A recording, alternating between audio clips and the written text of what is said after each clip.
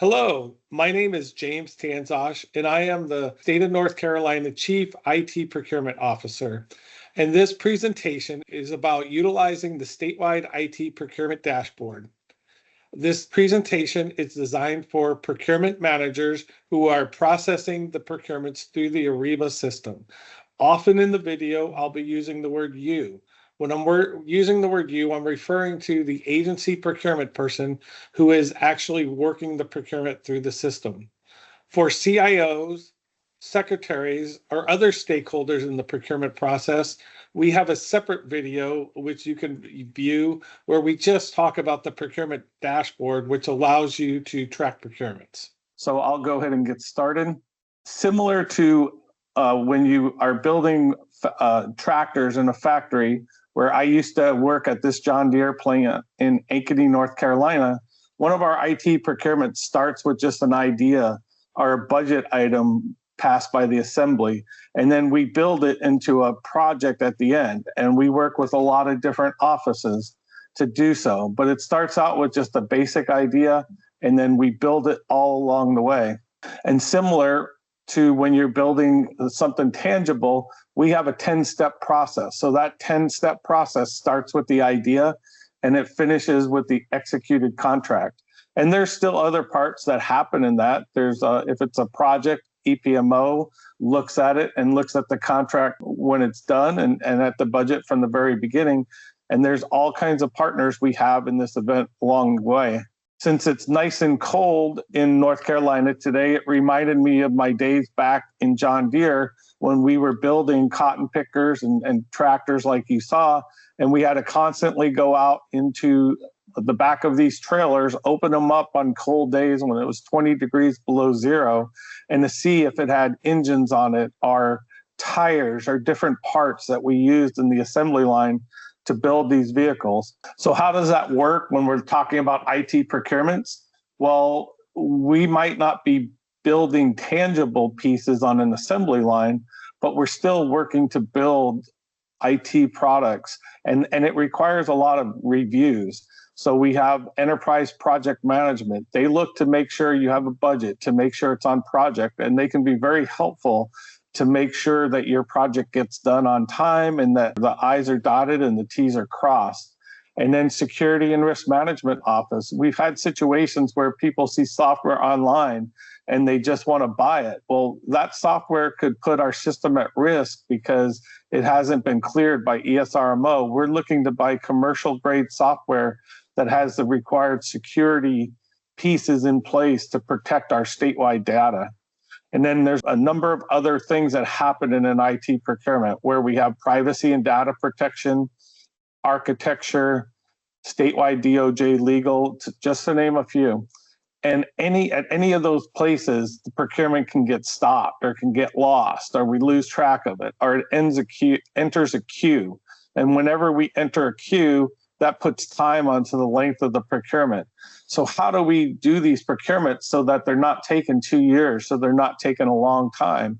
One of the things that we learned at Statewide was that if we don't do these type of things, there's all kinds of penalties to the state, whether it's procurement fraud, because if you don't have certain things in place, there's so much money involved in these contracts that you can get some type of fraud or kickback. So that's one reason we do public procurement the way we do. But also there's situations where you could have a data breach. You could have the state's privacy for our citizen data breached and compromised. So that's one of the reasons why we have this. It's important that we go through this process, because in the end, we want to make sure that we have a great product that works for the state, but also protects our state data. So what we did, similar to when you're building a tractor, we have a 10-step process. And that process, is at least the procurement part, starts with the EPMO approval. Now, really, it starts before that. It starts with getting a budget item. It starts with developing what you're trying to build as far as an IT procurement. But we start the process with the EPMO approval to make sure whether or not it's an IT project. There was many times when we got into a later stage of a procurement and realized that the project management piece had not even been started. So this gets us aligned so that we're we're starting the procurement right. Now, the items in yellow are all agency level tasks. And then some of these tasks, like item 4, is kind of a group task. It's a statewide IT procurement task, but it's also going to involve documents being sent to the agency team. And then all of the reviews get done in steps 4, 7, and 9 by all of those departments. So there's a lot of handoffs there and a lot of possible places where things can get stuck.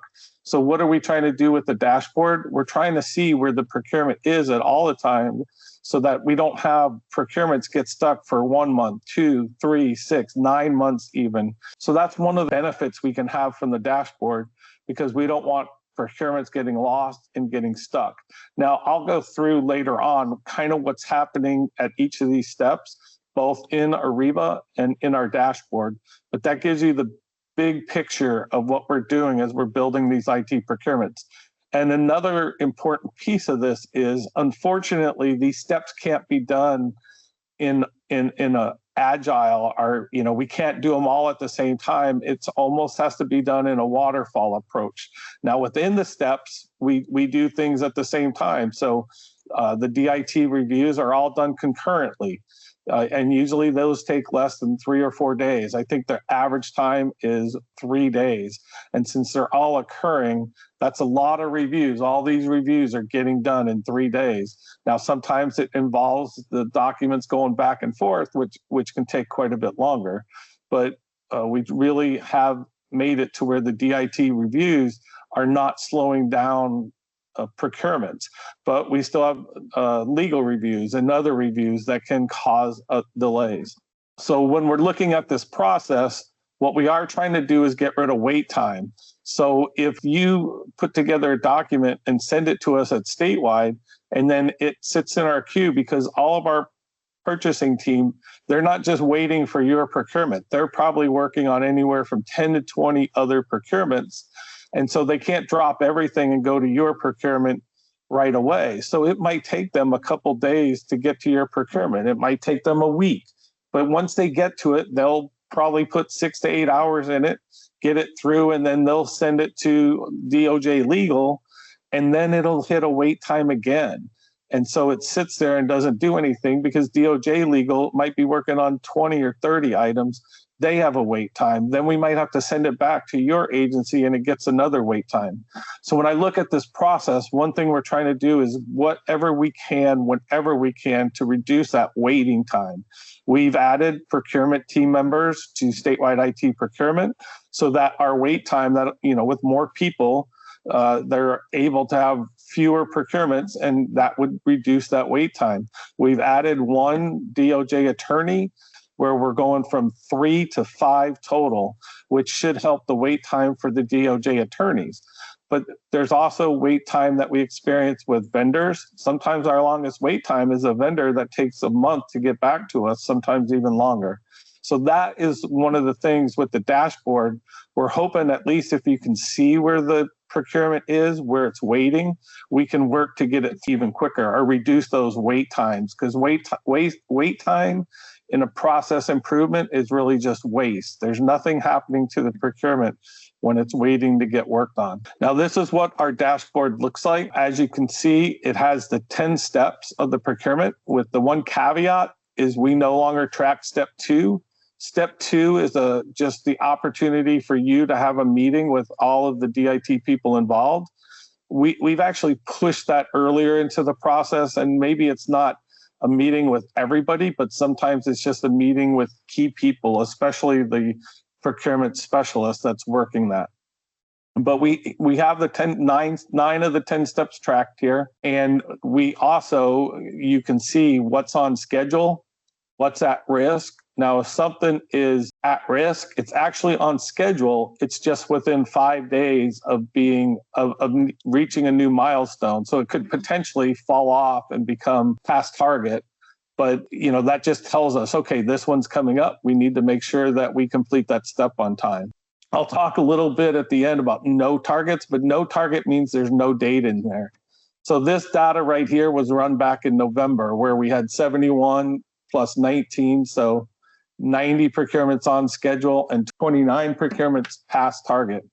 I think that was about 70 something percent. Now, if you don't have access to the dashboard, how do you get access to the dashboard? You can email myself, james.tanzosh@nc.gov, and Swarnum.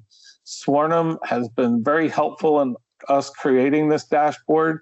And by emailing her, she'll set you up to get the dashboard, and ask for the new dashboard, because there's an older dashboard, which is okay, but there's a much more vibrant new dashboard, which will look like this. If your dashboard doesn't look like this, you can reach out to me, you can reach out to one of our PGT team members, and we can help you get access to a newer dashboard. So when we look at the dashboard a little closer, this is to help you make sense of it. So you have steps right here, which gives you a description of what's happening in each step. You can also see your WS number, your project name. Of course, you have your organization, and you're just only going to be able to see your organizations. So you won't see any other ones. So this one, organization, won't mean as much for you, but you can also see the solicitation vehicle. But the key here is the target dates.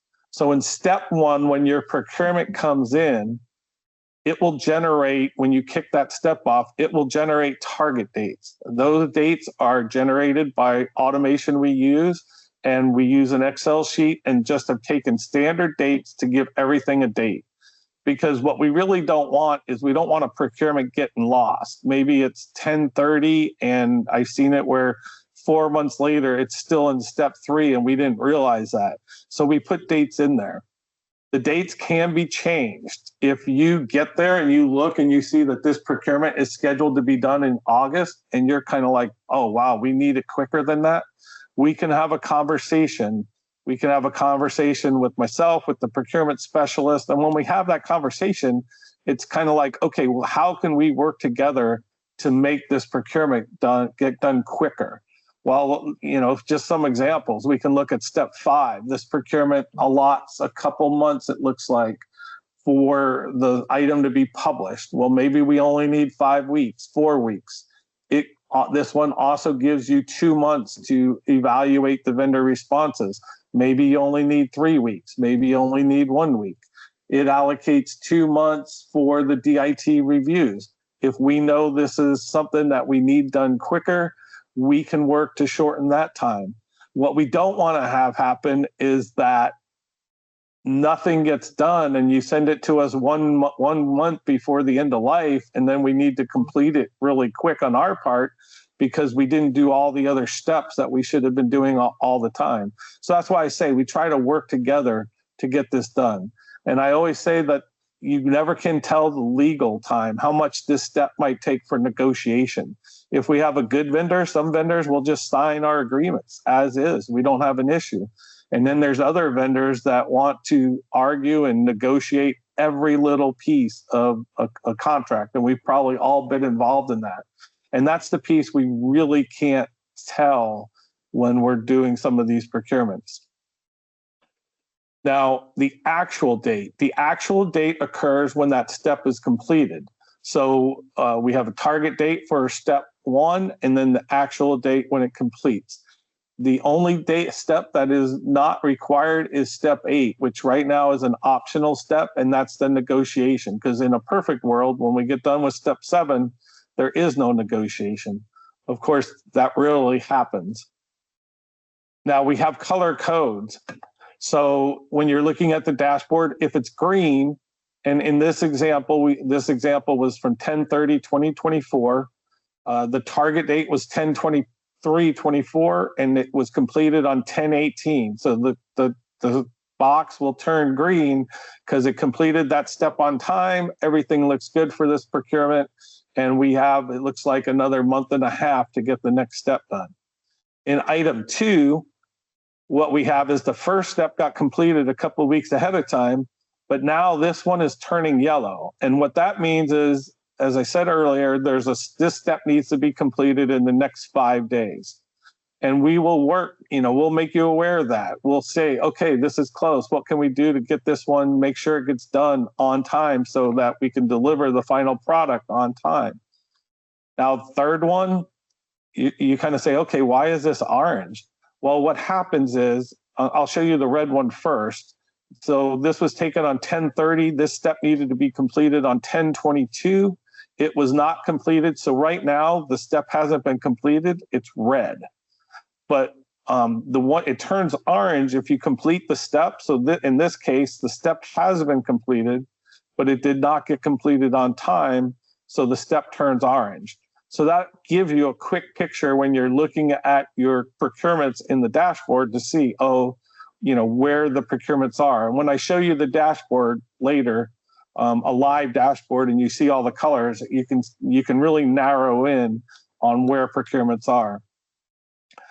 When you get into the dashboard, you have search features. So organization, this is probably not going to be very helpful for you because you're only going to see your own organization. This is important for the statewide team because we can divide this by different organizations. But you can look at the project owner, you can sort by the name if you need to, and project ID. Obviously, it's a solicitation vehicle. Chances are, unless you're a very big DHHS, maybe you're only going to have 5 to 10 procurements, maybe even fewer. So you might not need to use these sorts. But if you're DHHS or another large agency, it might be helpful to use some of these sorts. The key, though, when you get in there, is there's the on hold key, the completed key, and the active. Make sure you click on active because you don't need to see the completed or on hold. Now, if you do need to look at those, you can certainly look, but it might not make sense to you until you click on the active button to get rid of all the other procurements that have either been completed or on hold or have been canceled. This dashboard, it gives us some great data. It gives us data by agency. The first thing we're looking for is how many procurements are on schedule.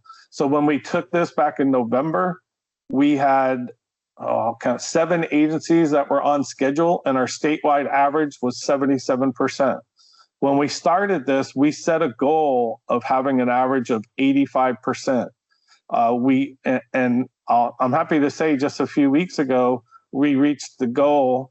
And I don't know what it is today, but yesterday when I was doing this, we had 12 agencies that are 100% on schedule with an average of 90.37% procurements on time.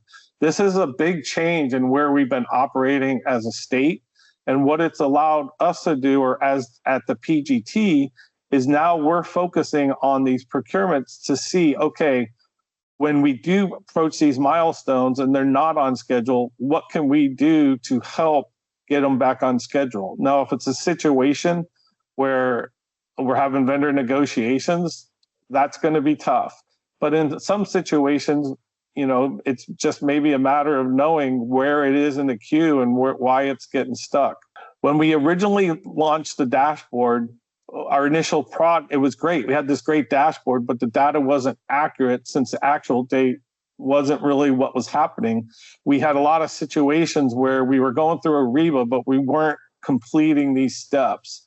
And starting in July, we finished some automation projects to where a lot of these steps now get completed automatically. Because sometimes there's no reason for you to go in and complete step 5 or complete step 6. Except for it tracks it in Ariba. So automation has helped giving us better data and getting these steps kicked off and started.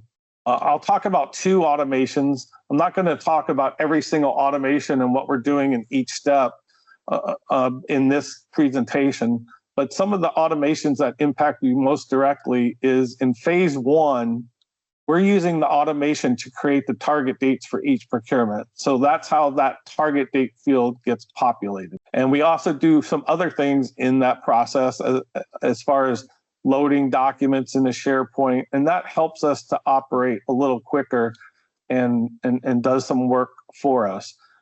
The second thing that's very key that you've probably seen is we send an email every other Thursday for at-risk procurements. So if your procurement is in the red, if it's in a step and behind schedule, we'll send that email to you and we'll look at that in just a second. We also open and close key phases. So like I just said, whatever step or phase you are in the procurement, we have things where it's opening and close. And I'll add a little bit about guided sourcing. So guided sourcing is coming to Ariba, and it will impact us in a sense that you will not be able to open step 4 or step 5 until the earlier steps are completed. You won't have to do step 2, but you can't open step 3 until step 1's done. So this will make the waterfall approach even more important, but it'll really help with the dashboard, because some of the issues we have is if you open up the later steps without completing the earlier steps. So this is just, I'm not going to cover all these, but this is some of each phase. And when I say phase and step are used interchangeably. So phase 1, I think Ariba calls them phases, but we call them steps elsewhere. But a step or a phase of the procurement process, it's a 10-step process or a 10-phase process. So those words are used interchangeably. But each step of the process, we did what we call a workflow accelerator to help give us a better idea of how the data is. For example, in step 5, the automation will start when step 4 closes, and then we actually go and look on the EVP website, and when your bid closes, it should close step 5 and kick off step 6. So that's something that you used to have to do, and the automation usually works. Every so often there can be an issue that causes it not to work. So it's always good to check that, and if you need to close it yourself, you can certainly do so. I'll touch a little bit more on that as we get into the demo. This is a picture of the email that you should receive every other Thursday. It'll go to key stakeholders in the procurement process.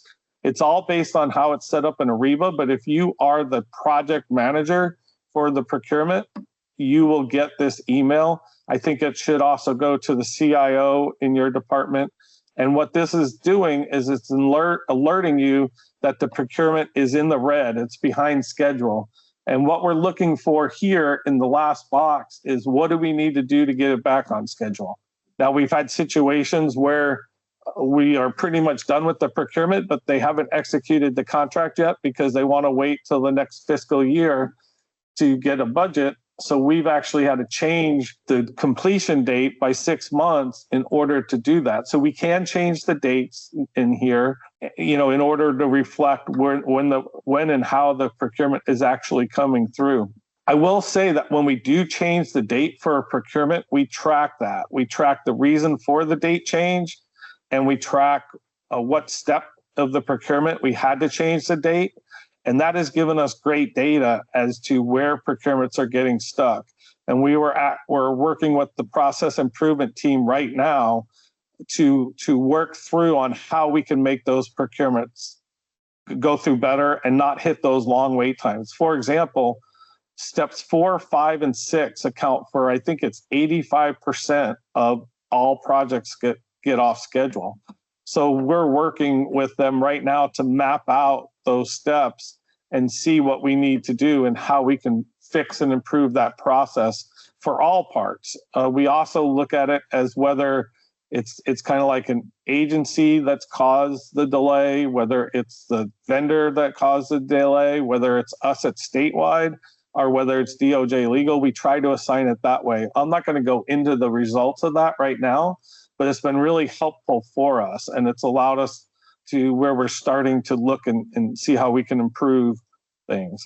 But this email goes out to you, and as you can see, it's from Happy Path, or Happy Bot, which is the robot we say comes in to work every night at about midnight and works until 6 in the morning, except for on every other Thursday. And then the robot's working until about 10 a.m., sending out these emails. The first couple of times we sent these emails out, we were sending out 100 to 150 emails. So there was just a lot of procurements that were kind of lost and stuck and behind schedule. I'm happy to say now that we have that down. I think the last time it sent out 13 emails. So a lot better. We have a lot more procurements, as we saw, that are on schedule. I'm going to show now the Ariba demo and go back and forth between the dashboard So when you get one of those notices or anytime you're using the dashboard, this is how you can work it. But there's a couple of key things I'm going to reiterate a couple of times. Please don't rename tasks in Ariba. We've had some situations when we're all learning to use it where we thought, okay, we'll just rename these tasks. That hurts the automation, it hurts the dashboard, and sometimes it causes us not to be able to close tasks in Ariba. So one of the key things is don't rename tasks. If you really feel you want to do something like that, have a meeting with me and the PGT team, and we'll talk through it. I mean, it might be possible to do it in certain situations, but generally you don't want to rename the task. And then do not move the task. So sometimes if you're just moving around in Ariba, you can accidentally slide a task into another phase or another step, and that can really mess things up as well. And as I said earlier, we should complete the tasks or the steps in order. And I'll cover this. Another touch base on guided sourcing, which is coming out this spring through P&C. It will require you to go in order when we talk about getting the steps done in order. So you won't be able to kick off step 3 until step 1's completed. Some positive things is when you do complete step 1, it'll automatically kick off step 3 for you. And when you, so that's some good things too. So it should make Ariba a little more user friendly. Now, here's the dashboard. Here's what it looks like. Now for you, I'll just give you an example. I'll put DIT in here. DIT purchasing. And this is probably more realistic to what it's going to look like for you, where you might just see, let's see, there's 17 procurements here.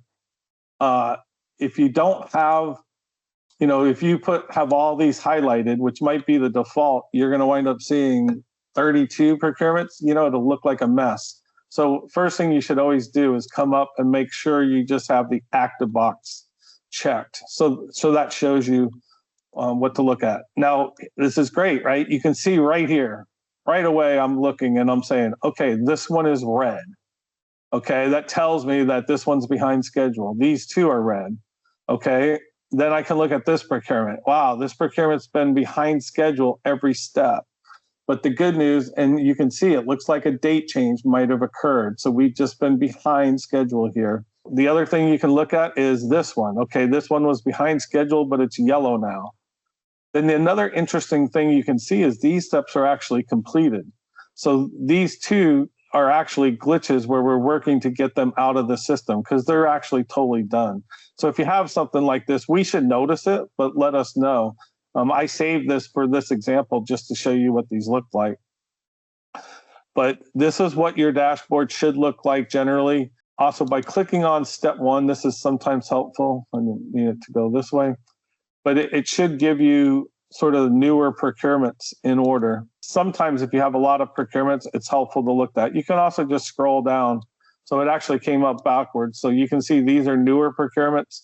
And then these ones are more along the path. I'm going to also show you another dashboard, which you won't have, but this is where we're able to at Statewide, just to kind of show you how we're doing. So we're able to see by organization, like on the fly, who's at 100% and who's maybe not quite at 100%. And then, so that's helpful. And right now, everybody's over 50%. Some are at 66%. But our goal is to get, again, as few of these past target as possible. And then you can see right now we're at 89.55%. So we did drop down just a little bit since yesterday. This is a nice little dashboard, which gives us that 89.55%. And you can see that there are 14 procurements that are behind schedule. Yesterday, there was 13. So one of them fell off the schedule. But, we'll work to get back on track. And on this Thursday, all the emails should go out. So that's when we're able to get a lot of information and see what we need to do to get some of these on track.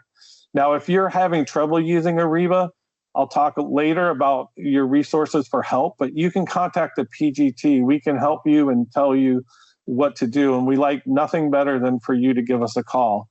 You will not have access to these dashboards, but I just wanted to show you how we can track these and we can see what's happening. There's a lot of other great dashboards in here for us for process improvement, where we can look at each step, how long each step is taking, what's actually causing things to slow down.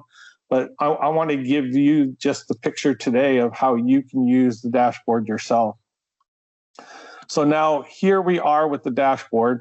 Let's say you come in, the first thing we're going to do, and I'm going to clear this filter out. The first thing we want to do, I'll go through each of these steps for you. So let's say you look and you see your procurement is in step 1 and it's behind schedule. Okay, you can click on this, you can copy it and copy value. And you can also write down the number however you want to do it, but this is kind of the quick way I do it. And then you go into Ariba, you can Control V that number in there. And so there's the procurement that is read in step 1. Okay, you pull up the procurement, open it. So now you're looking at the procurement in Ariba. And then I like to go to the task field. So here's your overview. I go to task first, and then I like to close them all. And you can see step 1 is in progress. So that's good. If this did not say in progress, it would mean that the step never got kicked off. But all these other steps are not started. So we're truly in step 1. And then you can click on this, open it, and then that gives you the next 2 steps. And you can see both of these steps are required, okay, because they have this little red dot here. So the first step is to send the intake form to NCDIT for us to review. So this is an approval step. So if you click on this step, you can come down and look at the approval flow, and you can see right where it is. So you can see it's approved here. It comes in the statewide IT procurement, the procurement guidance team. Just because of the way Ariba works, we have to do it that way, and then they insert the person in charge of the procurement from our agency, which is Bill Nolan. In this step right here, the statewide IT procurement office, Lita, is in charge of that team, and she's actually the one that assigns Bill Nolan to this procurement. Then it goes to ePMO. So ePMO looks at it, and all they're doing is determining if it is a project, that you have it set up as a project. If it isn't a project, then it takes ePMO out of the rest of the workflow. And that's the main thing that happens in step 1. The ePMO looks at it, and a purchasing agent, in this case is Bill Nolan, gets assigned to the procurement. Now, in this case, all Bill needs to do is approve this, and it would be through this one. So I'll call Bill later and say, hey, can you approve this one? I didn't want him to do it earlier because I wanted an example to show you. Now, if this was blue here, it could be a situation where ePMO needed to approve it. And in that case, you could maybe reach out there, or you might need to get some forms in ePMO. The other cool thing is you can look at the task history. So it can tell you, like right here, Relita says she approved it and it was assigned to Bill Nolan. And here it says not an IT project. So that is what step 1 is all about. And that's how that gets through. If you have one that's stuck in step 1, if you can't figure it out, you can always call us and we can help you to get it through. Now, the second thing that happens in step 1, and this can actually happen through automation. So once this step is complete, if you just wait overnight, the automation will come in and complete this step for you. But what all this step is doing is, if it says that it's a project, it has to match what project says. And if it's not, if you're wrong on whether it's a project or not, it's a little bit complicated, but you have to actually go back into the form and you have to change it in the form that you first complete from to match what the project ePMO team said it was. Real simple to do. If you run into that situation and you don't know how to do it, call me, call the PGT team. I'm not going to do it in this case because it's hard to show this example, but you can call the PGT team and we can help you get it fixed to make sure that's matched up. So that's step one, and that's what happens on step one. Now, step two does not need to be completed. That's an optional step, but if you do want to set up a meeting, you can reach out and kick off step two, contact the procurement specialist on there, and we'll work to get a meeting set up for you. We found that a more targeted meeting is better than maybe having everybody come in, because that way we can really address your problem and what you're needing to do. Step three, as we saw earlier, is an agency step. That's where you're going to give the documents to Statewide IT Procurement, and you're going to upload all the forms we need, and then your CIO needs to approve it. So let's come here and we'll look. Now this one is read in step three, but it's because it's also read in step one. I'm looking for one that's just read in step three. Do we have one? We did yesterday. We might not have one that's just read in step three. Okay, we don't. So nothing today is stuck in step three, which is good. So I'll just go through using the example we have to tell you what happens in step three. So step three, you open it up. The first thing you have to do is you have to upload your draft solicitation documents. There's a lot of instructions like right here telling you what to do. If you're really having trouble with it, we I think have some training material out there for you, or you can call the PGT. I'll talk about PGT a little bit later, but you can call our procurement guidance team /PGT. If you need to get on the phone with me, Melinda Williams, we can help you get through this task. But all that task is you need to mark started. So see, it hasn't been started. That's because it's still in step one. And when it's completed, you're going to have to mark it complete. But before you can mark it complete, you're going to need to upload those documents. The second part of step one, and we can dive into this because the second part is a workflow step. The one main thing you need to do is put in a due date. Now, I want to say the due date, you always need to put a due date in. After you put a due date in, it kind of really has no value. The true value of putting the due date in is if you do not put it in, it doesn't put it on our workflow in Ariba. So it's a weird quirk with Ariba. We couldn't change it. We couldn't make an automatic date. But if you put that due date in there, it'll show up on our to-do list. If you do not put a due date in there, the only thing we'll get to tell us that that procurement's out there is an email. And if we miss that email, we'll never know to work on it unless we see that it passes the target date. So always put in a due date. I usually suggest put it 5 days from when you put it in. You could put it 2 weeks. The due dates will show up. I'll show you where the due dates show up, but they really have very little value other than it puts it in the workflow for us. You can put a message in there. What I wanted to show you is here's the workflow and here's the agency CIO. Now you can always click on it and that tells you who can approve it. Right here, they just have one person, but sometimes there's 2 or 3 people that it can approve for the CIO. And sometimes, CIOs can be really busy. You have to call them to say, hey, can you go in and approve that one? So that's step 3. That's a place where we can get some procurement stuck sometimes. Now, step 4. Step 4 is where you're handing it off to Statewide IT Procurement, where all the reviews are getting placed. If it's an RFQ, it's where a lot of times a lot of negotiation could occur with the vendor in step 4. I'm looking for one that's behind schedule in step 4. Oh, one thing I can do is hit all the past targets, then I don't have to scroll. So we'll go to this one right here. That's behind schedule in step 4, copy value. So now I'm going in here. I'm looking at the procurement. And here we go. We'll pull it up. So we are in step 4. First thing I always like to do is look at all the tasks. So these 3 are complete. Step 4 is in progress. This is exactly like it should look. So now you can click on this little arrow, open this phase, and now you can see this is the red one that needs to be done. If you have a procurement exception, you would need to complete this one.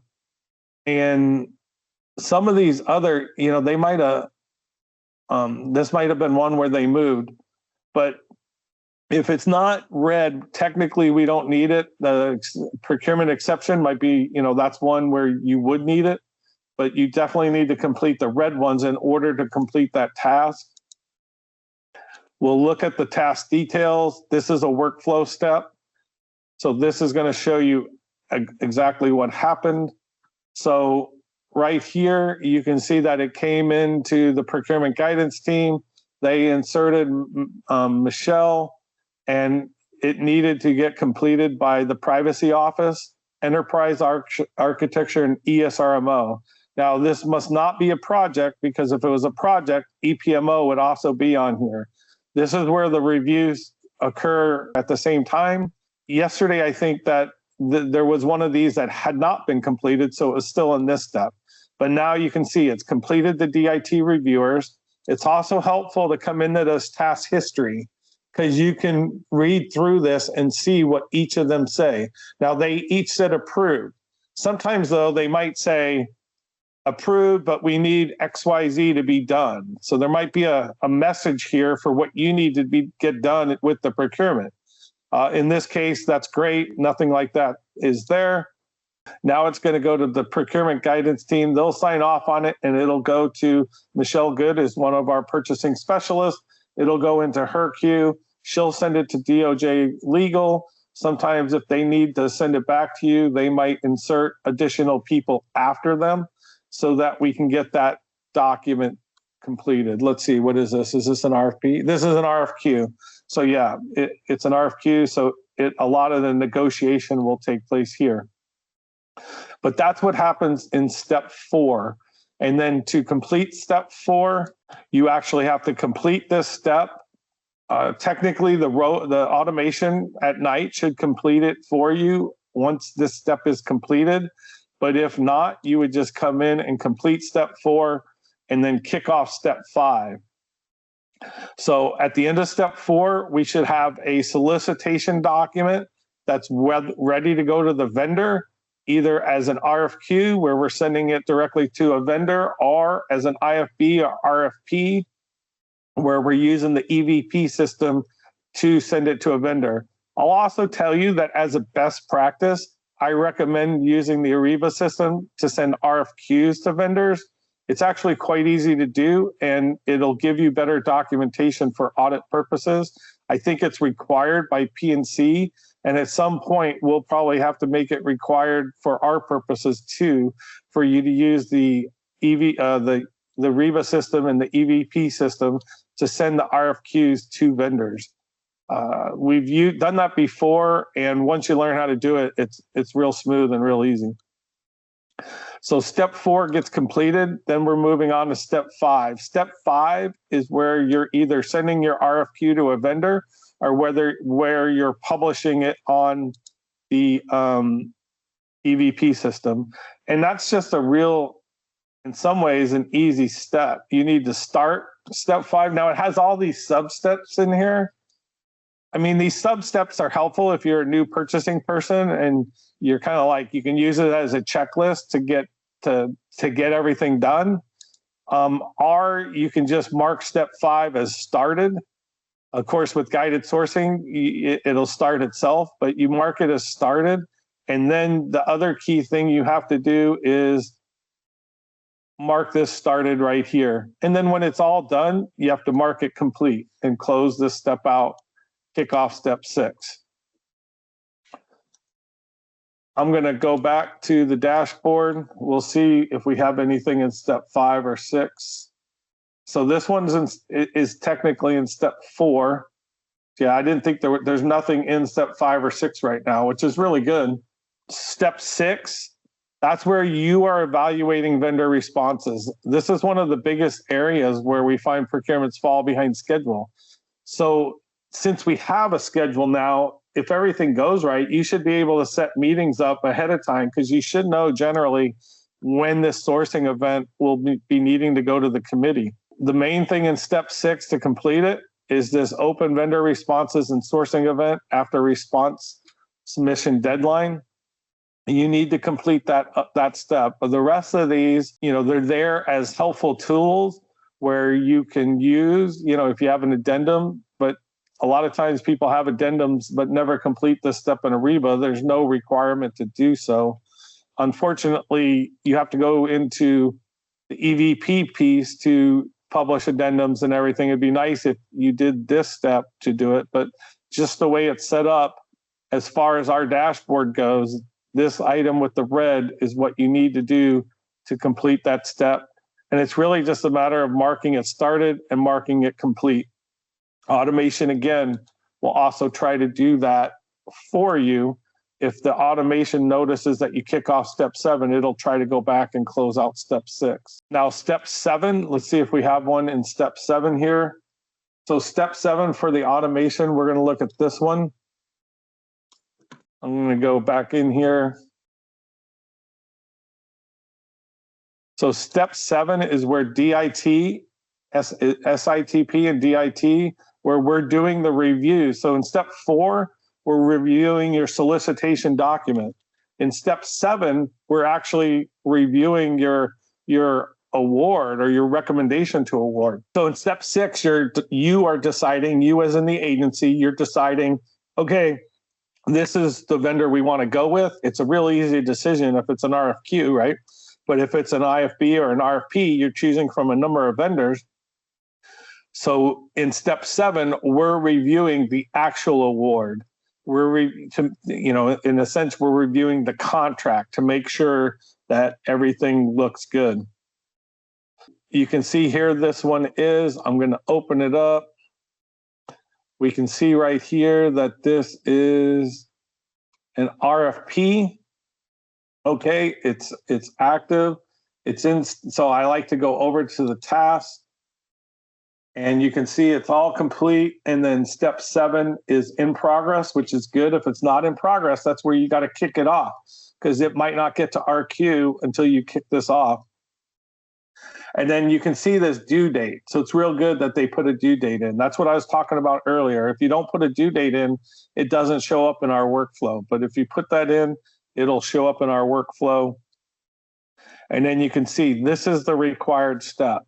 So but if you have security exceptions, type 1, type 2, type 3, so here's the security exception or the standard exception, you need to put it in these steps to make sure those get approved as well. But this is where you give us the draft award recommendation, you put that in there, you kick it off, and this is where you upload the document and everything, but you can see that you'll hit a review flow. So this review flow is similar to the one in step 4, only this just says reviewed. So you can see it went through all these 3. It went through Joyce, and now it got reviewed by Alex. So technically, if everything's done, you could mark this step as complete right here.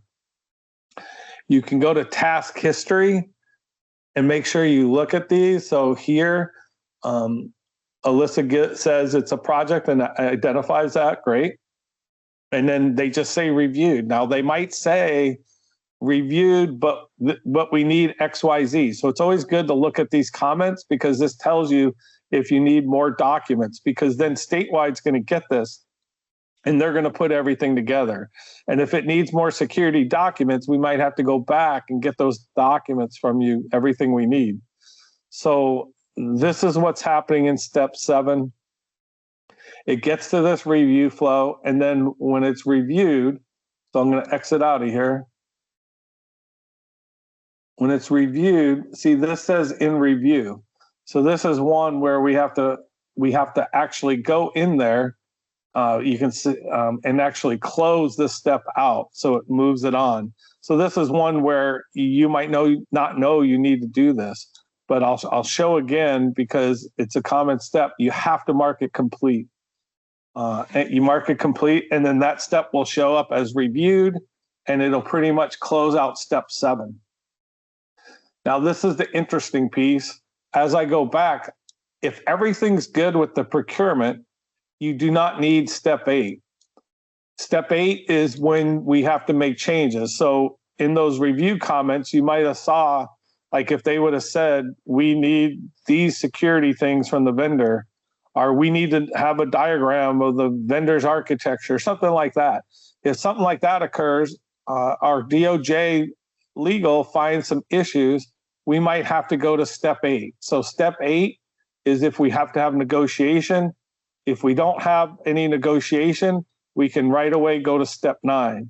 Now, step 8 is almost the same thing as step 7, because you're just going to go in and submit the draft award recommendation again, or the BAFO. We want to submit those, and we want to get that to approval. It's very complicated the way our legal process works, so it's hard to capture this in Ariba. And we're still looking at if there's a better way to do this. But step 8 is just to capture when those agreements are going into a back and forth negotiation. Luckily, when we're doing RFQs, that should really be done in the earlier steps. So you might not need it for RFQs, but sometimes you still do. So just remember, step 8 is optional, and it's the step we're going to go to if there's a lot of vendor negotiations. And when you get there, if you do have to use step 8, you're going to come in here and you're going to, well, this one says reactivate. So it looks like step 8 actually has been completed. But if it hadn't, it would say mark started. So you would mark that started, and then you would enter the documents on the appropriate subtasks, whether you're entering a BAFO or uploading a new draft award. Whatever you're doing there is what's going to happen in step 8. But you can see here, step 8's been completed. So this is one of those glitches where we did step 8, but we still haven't completed this in step 7. All that really has to happen, you saw where it said close out round, that has to happen. Now this is a good one because it looks like these are completed, but step 9 hasn't been started. So this is where we can hit those cues where maybe we don't even know that something's waited. You have to come in here and mark this as mark started, and then let's see what it tells us to do. Gain statewide IT procurement office and OSBM approval, if applicable. This is where you turn in your final award recommendation. So it's not going to necessarily get to the queue at statewide until you kick off this step. So this step right here is another one of those steps where you need to go in and specify a due date. You can put some comments in here, and then you need to, and the instructions here tell you what to do, but you want to upload the vendor BAFO into the folder here, and you can put any additional attachments you need, and then hit submit. Now, I'm not, of course, not going to submit it. Then it'll go to PGT. They will insert the correct purchasing person into this, and EPMO is just a watcher in this step, so they don't have to approve. But this is oftentimes a step that can get skipped. You can look in task history if there is any comments that need to be made, but this is your approval flow to get step 9 completed. One of the places where we can get held up in step 9 is OSBM. OSBM needs information in order to approve it. They have to approve the final award, and they need budget information. So it's helpful to make sure all of that information is gathered so OSBM can make a quick approval here. But this is what occurs in step 9. This is where you add the documents. Yes, you can do that via email, but it's good to do both because this tracks it and this puts it into our workflow. As you can see, there's workflow here. Once this workflow is completed and finally approved, it'll close out this step and move us into step 10. Now, step 10, do we have anything in step 10? Yeah, well, this one technically, but step 10 is just the final document. So once you get the document fully signed and completed, you are going to come here. Everything else should say complete except for step 10. See, in this case, they put step 10 in progress, but in step 10, you're going to open it up. And then there's 2 things here that need to be completed. Execute contract, which you're really just going to say mark started and then mark complete. And then the other piece is send executed contract to statewide IT procurement, which you send it to us and then hit mark complete. And that's the two items that need to occur. You could either upload that contract into the documents or send an email to statewide IT procurement with the contract, or do both is maybe the best, but it would be good to get the fully executed contract into these documents. Just, it's not bad to have it in a number of places, but that's how you close out step 10. When we're doing the tracking, very often we consider it complete when it hits step 9, because that's when we're giving you the award. But one of the next things we'll do is start making sure step 10 gets completed, where we have a fully executed contract. Now, I went through these steps. I'm going to go back to the PowerPoint.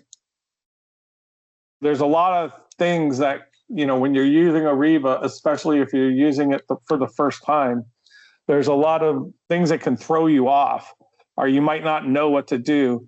Don't let that slow you down. If you have an issue, you can send an email to pgt@nc.gov. You can call Mel, you can call Rachel, you can call Regina.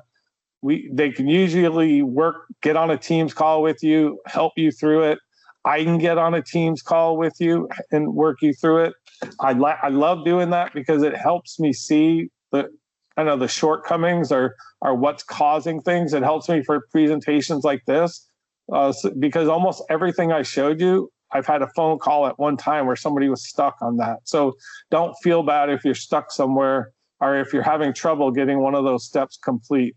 Also, our statewide procurement office, and I might have these teams right, but we have Valita Jones handles one of the teams, and then Andrea handles the second team.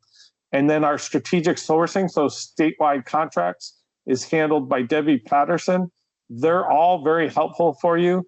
And also what's not on here is our statewide strategic purchasing team. So you'll see them in the workflow in step 1, in step 4. You can reach out to them. They can help you. They can help guide you, get you through there, and definitely point you in the right direction. It's better to reach out and get that communication going than have something sitting in a queue for a long period of time. Procurement guidance team, Mel works with that team, and we have 3 people on the team. One does exceptions, one does contracts, and one does incoming procurements, but all together, we will work with anybody to help you, especially with Ariba problems, to get those procurements through. And then they're also looking at the dashboard. We're seeing, okay, this procurement's behind schedule. We'll reach out to you. What do we need to do? Do we need to change the dates? Do you need, what needs to be done to get this back on schedule? So what I'm going to do now, I'm going to go back and look at the chat, see what questions we have. Our schedule is 13 months from DIT SITP.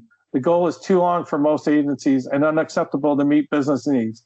Is there any discussion around reducing this goal to a shorter time frame? The goal can always be, it's just a conversation on how we can do it. And our goal is definitely wanting to shorten it. And, I didn't show this, but you can see a number of procurements are happening way quicker. When we do everything we're talking about there, we're getting a lot of these procurements done in 6-7 months ahead of schedule. So yes, it can happen much quicker. Traditionally, what's happened is we just haven't had visibility into where procurements are, and they get stuck. And it could get stuck anywhere. It could get stuck in statewide queue. It could get stuck in legal queue. It used to get stuck in the security, like the ESRMO or EPMO reviewers queue. Not so much anymore. It still could happen, but not so much. But it can get stuck at a vendor, waiting for the vendor to give us some information. So, that's how we'll get the time it takes to get greatly reduced. And, the problem with data and with doing this is we have some data that's starting to show that big improvements are being made. For example, we used to have over, I think it's something like 20, 25 procurements that were over a year. And while this isn't great, we're down to like 6 or 7, that's maybe the first thing is not to have procurements that take over a year. But we can definitely, it's hard to get something done in 13 months if it takes the committee 10 months to make a decision. It's hard to get that. The same thing for legal. If the legal review takes 10 months because the vendor's not responsive, it's hard to do that. Our DOJ team generally gets things turned around pretty quick. Sometimes it can take a month or two for them to get to it, but that's a lot different than 13 months. And we can work with you, as you need it to that's the purpose of the target dates. If we know you need something quicker, we can work to try to get that. And as we add an additional attorney, hopefully on our end, it doesn't give us any backlog with the attorneys. We still experience backlogs or delays with the agency attorneys. I'm sure you guys have all had that happen, but we can start setting more expectations. So one thing we do now is when we have a vendor that's not working with us, we're reaching out to their lobbyists and saying, hey, how can you get this? We're only asking you to agree to the state's terms and conditions. We have hundreds of other vendors that have agreed to these state terms and conditions. Why are you special, vendor? And that has helped a lot. So I think just given the visibility helps us identify the problems, and we definitely want to reduce that to a shorter time frame for sure. Most agencies have their own legal counsel entering the sourcing. You still have to do the security review. You still have to do the EPMO review. You still have to follow state purchasing rules. And I only say that because we have seen situations where agencies have just agreed to a vendor's terms, and that is not something you should do because, I've seen contracts where we agreed to follow the rules of Canada or California, and we must follow. That's an easy example, but we want to make sure we're following North Carolina laws. When the bot sends out automated messages, what is the best way to respond? Great question. The best way is to just respond to that automated email and just say, hey, this is behind schedule. This is why, and this is when we plan to get it resolved. Please change the date of this step and you can change it, add a month, add 2 months. Once we change that first step, all the other dates will follow. So if you add a month to step 5, it'll add a month to all the rest of the steps. And then, as I say, we put that data in the tracker. Yeah, what are the recommended times for agencies to submit procurements in time for them to be awarded and still meet the state's needs on a per solicitation basis? I mean, one, it depends on the complexity of the contract and what negotiations we have, but I know it's not 30 days or 60 days. We have gotten procurements done in 30 or 60 days because sometimes there are emergencies and we need to get it. We can share our average. I mean, one of the things I showed there is the average amount of time, and I think we're down from, it used to be about 300 days for an RFP, and now we're in the 150s, 160 range. So you got to figure an RFP is going to take 6 months, but I say that because it also depends on your team. I mean, if you have an RFP, we're getting ready to do an RFP where we're going to probably get 400 to 1,000 responses. If can your committee evaluate those responses in 2 months, 1 month? So it's a team effort. And instead of giving you an exact date for each one, I like to just say, let's have a conversation. If those dates and timelines don't work for you at the beginning, let's talk about what we each need to do to make them happen quicker. IFB lights, those definitely happen quicker. Some of the things that hold us up are bad scope of work. I mean, if we don't have a good description of what we want to buy, it's hard for us to do a solicitation because the attorneys don't like it because they have to enforce the contract. So, we need that. That's what that statement of work piece is about, and getting all the requirements and getting all the specifications correct. Because a lot of times we want to just go out and buy something and buy it as quick as possible. But then what happens if we do that and it doesn't work? We definitely don't want to waste $2 million, $3 million of taxpayers' money because we didn't get the specifications and the requirements right. So it is a mixed bag of what we need to do. Red and orange boxes in the middle of green all occurred in the BAFO phase for RFQs. Many RFQs do not have BAFOs. Should we manually complete that stage? Okay, so that's phase 8. Yeah, is there something we should be doing? I don't mind if step 8, if you don't need it, if you just open it and close it, right away. We are working on looking at that, and it is one. It used to be a lot worse than it is, but we'll work on how can we make that a little bit more user friendly. It's great that we're at that point now, because as we clean up more of this data, it allows us to look more at that. I will also say one thing we're doing at Statewide.